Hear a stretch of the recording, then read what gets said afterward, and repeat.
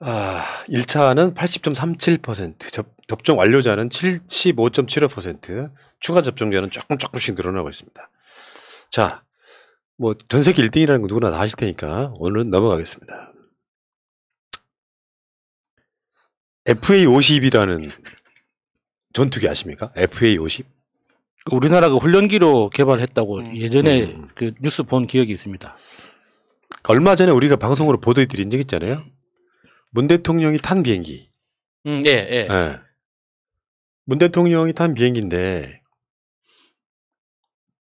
이게 지금 수출을 추진한다 그러잖아요. 예. 지금 그 슬로바키아에 수출을 추진하는 게 약 우리나라 돈으로 한 5,900억 원 정도 한 번 수출하는데, 근데 이게 또 사연이 있어요. 여러분 생각보다 사연이 있다고. 그러니까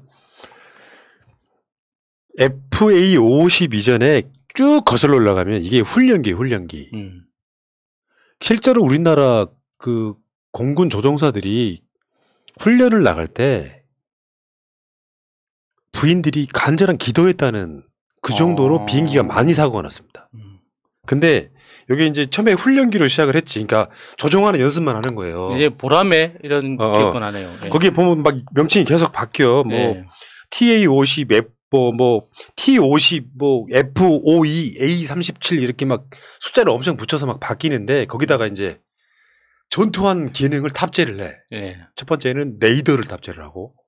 그래야 쏠 거 아니야. 예. 훈련기, 비행기 연습하는 건 훈련기였었는데 이게 이제 레이더 탑재를 하고. 그럼 여기에 미사일도 쏠 수 있어야 되잖아. 예. 쉽게 표현하면 예. 폭탄도 투하할 수 있어야 되고. 그렇게 해서 최근에 한국이 만든 이제 전투가 가능한 비행기가 된 거예요. 근데 이 개량 사업을 언제부터 했느냐? 노무현 대통령 때부터 했습니다. 2003년. 그러니까 문재인 대통령한테는 이 완성체인 FA50이 굉장히 수건 사업 중에 하나였던 거예요. 대통령이 2002년에 당선되고 그 다음에 취임하자마자 했던 사업이에요, 이게.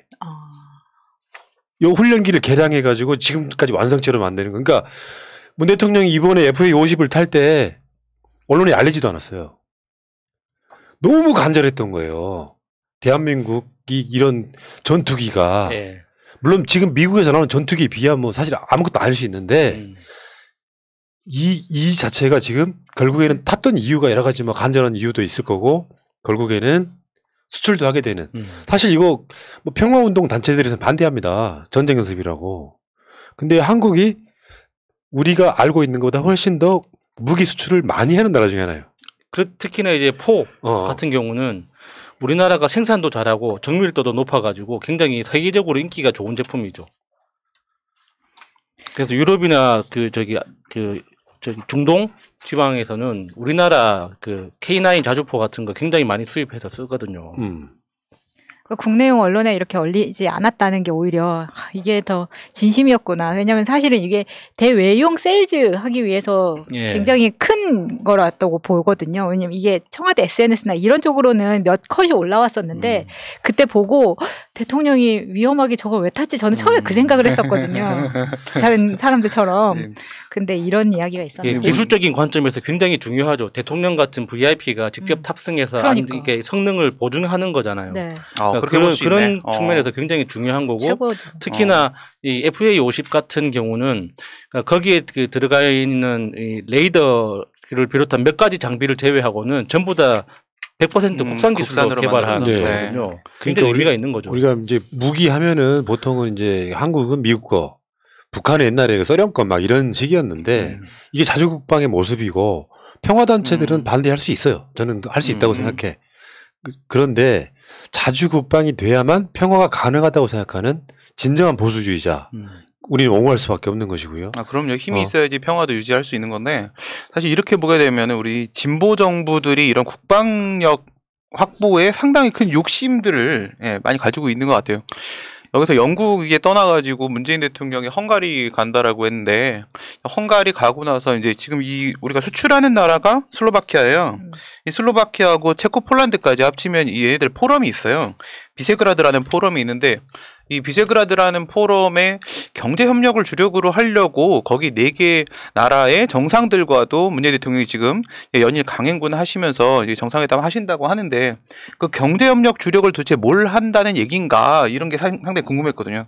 역시 이제 문재인 대통령은 다 계획이 있으십니다. 예. 가서 이것까지 팔아버리시네. 그러니까 원래 이제 대통령이 네. FA50을 탔다고 했을 때 대통령 지가 왜 타 하는 악플들이 엄청 달렸어요. 네. 이 맥락을 모르니까 저런 개소리들 하는 겁니다. 맞아요. 그러니까 그 실제로 우리가 여러 가지 대한민국 개조하는 것 중에 김대중 노무현 대통령 때부터 시작된 것들이 굉장히 많거든요. 그렇죠. 그 맥락에서 정권을 한 9년 정도 뺏겼었지만 어떻게 보면 자주국방 이런 것들의 의제를 끝까지 수행하고 있고 그게 이제 대통령이 한번 타고 났더니 저거 우리도 살게요 이렇게. 그러니까 초반에 지금 5,800억 원어치 팔게 생겼다. 와. 언론에 안 나와 씨발 전열밖에. 그러니까 우리가 언론이잖아요. 그리고 지금 그 문 대통령이 지금 그 유엔 기후 변화 협약 당사국 총회 COP 26. 그러니까 여기서 COP는 유엔 기후 변화 협약 당사국 총회를 뜻하는 거고 26은 26차라는 뜻이에요.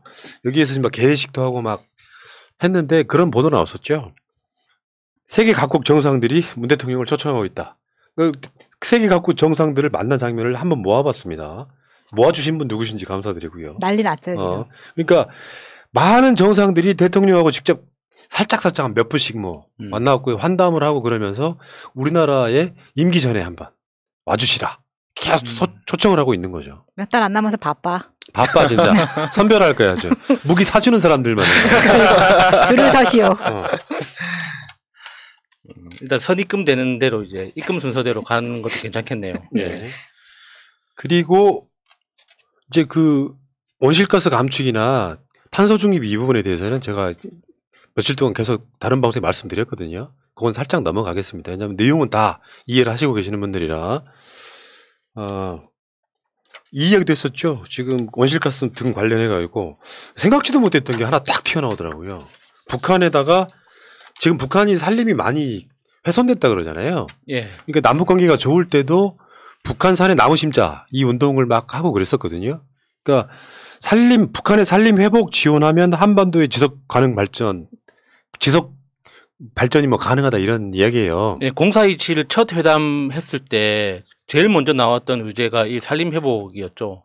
그러니까 그 북한이 기름이 부족하다 보니까 자동차도 나무를 떼서 갑니다. 그 화목 엔진이라고 그 보셨어요? 한 번씩 다큐멘터리에 나오는데. 알지. 그 나무 그 장작을 떼가지고 그걸 열기를 이용해서 엔진을 돌려서 자동차가 다니거든요. 그러니까 그 기름 유통이 제대로 이렇게 안 되는 곳에서는 다 산에서 다 나무를 떼서 그렇게 이제 쓰다 보니까 산에 나무가 없어요, 북한에. 굉장히 심각하거든요. 우리도 한때 그랬었지. 식목일이 왜 생겼게요? 그 노래도 하나 있었던 걸로 기억하는데 산에 나무를 심자 뭐 이런 노래가 있었잖아요. 있었다. 네. 그래서 북한의 산림을 이렇게 다시 정상화가 되는데 누가 그런 표현 하더라고. 나무는 한국이 잘 심는다. 지금 대한민국 어떤 산을 둘러보세요. 나무 없는 산 있나? 민둥산 이런 게 없잖아요. 요거를 나무가 많아지면 어떻겠습니까? 온실가스가 감축이 되지. 탄소 제로에 가까워지는 거지. 어제 제가 드렸던 말씀 중에 하나는 워낙 그 탄소 배출 등에 대해서 이명박근혜 정권 때 등한시해 버려갖고 문 대통령 취임하고 그 다음에부터 탄소 제로에 관련된 것들을 하지만 어느 날 갑자기 좋아지는 거 아니잖아요. 네. 탄소 배출을 그만큼 많이 하면 기업들이 탄소 배출권을 사야 돼. 쉽게 표현하면 표현이 그런데 일종의 벌금 내는 거예요. 그게. 그 과정에서 지금 정상화되고 있고 뭐 탄소 제로를 언제까지 하겠다 이런 얘기하면 이따가 홍준표 얘기 나오겠습니다만 졸라 무식한 소리 하고 있어 저쪽이. 그러니까 쟤네들은 내가 보기에 대한민국의 미래를 책임질 사람들은 아니고요. 홍준표든 윤석열이든 누가 되든 다 대한민국 망하는 상황이 다시 도래합니다. 네, 이런 이제 공해물질 배출을 이게 통제를 하려고 하게 되면 지금 부사님 말씀하신 그런 방식을 많이 써요. 다른 공해물질 같은 경우에도요, 그것을 이렇게 기업마다 어느 정도까지 배출할 수 있는지 그것을 이제 그 권리를 받아갑니다. 그만큼 이제 사서 그만큼까지만 허용이 되는 거거든요. 그렇게 해서 이제 총량을 규제하는 방식을 쓰는 게 이제 공해를 통제하는 그런 방법이 되죠. 네. 근데 사실 저는 근데 여기서 이번에 우리 문재인 대통령이 영국 지나가지고 이제 헝가리 가셨잖아요. 근데 이런 거 하나하나까지도 있지 않는 모습에서 저는 좀 그런 부분이 감동스러워요. 가서 다뉴브강 가셨어요. 다뉴브강 가셔가지고 2년 전인가 그때쯤에 유람선 사고 나가지고 우리 관광객들 26명 정도가 희생이 되셨어요. 한 분은 실종되신 걸로 알고 있고요. 근데 거기 가니까 헝가리에서 우리나라 관광객들을 위한 추모 공간을 따로 만들어 뒀더라고요. 그래서 거기 가서 이제 추모 행사 하시고 그러면서 대한민국 국민을 위해서 이렇게까지 추모 공간 만들어 주신 거에서 정말 감사하다 이런 말씀을 해주시는데 이렇게 대한민국 국민 한 사람 한 사람의 생명까지도 이렇게 항상 신경 쓰시는 이런 모습이 이제 문재인 정부의 뭐 상징적인 모습이 아닐까라는 생각이 듭니다.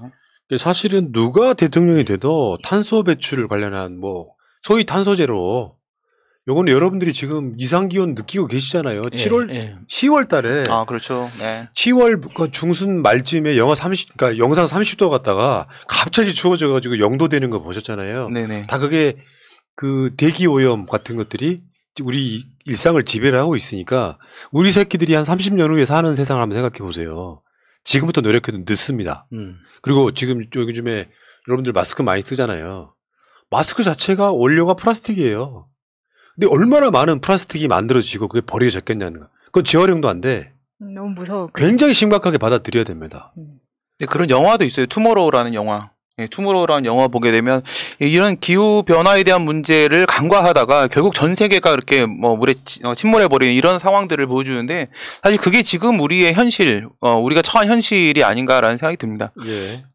자, 그래서 대통령은 그 나라의 미래를 위해서 내 임기가 끝나도 지속돼야 되는 것들이 있어. 여러분들 보셨잖아요. Anything but 노무현. 노무현이 한 건 다 없애버릴 거야. 지금 서울시는 이따가 이야기 나오겠습니다만 Anything but 박원순. 예산 다 깎아버리고 있어요. 박원순 지옥이죠. 미래에 대한 그건 아무것도 없는 거예요. 저런 세력들이 지금 정권 교체했다고 저러고 있으니까 답답을 노리시긴 하지만 오늘 대통령 관련한 이야기를 보시면서 진정성은 이런 것이다. 문재양이라고 악플을 수없이 달아대도 그건 정말로 미안한 거야. 너희들 새끼들을 위해서 노력하는데 왜 악플을 달고 지랄이세요들? 여기까지 하겠습니다.